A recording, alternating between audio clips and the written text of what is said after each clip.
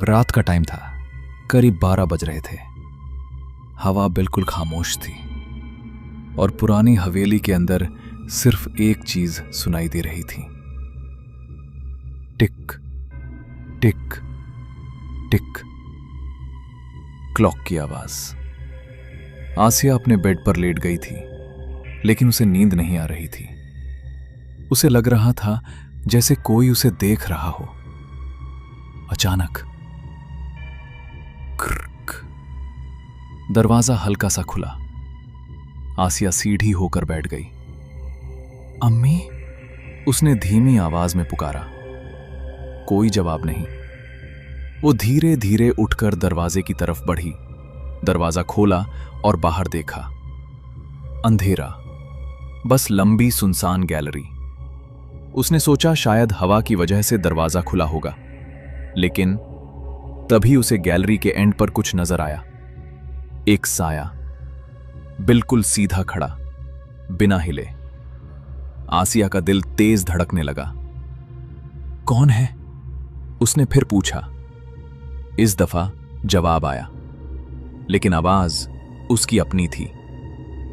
तुम ही हो आसिया। वो जम गई। उसने आंखें जोर से बंद की और फिर खोली, लेकिन अब वहां कोई नहीं था। आसिया ने डर के मारे दरवाजा बंद कर दिया और बेड पर बैठ गई।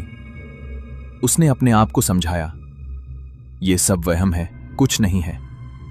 लेकिन तभी ठक ठक ठक, दरवाजे पर जोर जोर से दस्तक होने लगी।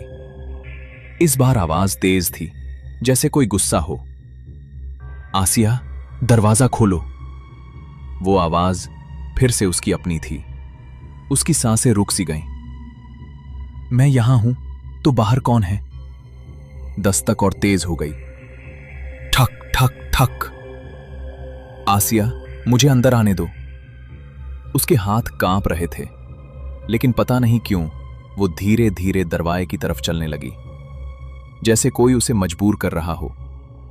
उसने हैंडल पकड़ा और जैसे ही दरवाजा खोला, कोई नहीं, बस ठंडी हवा का झोंका।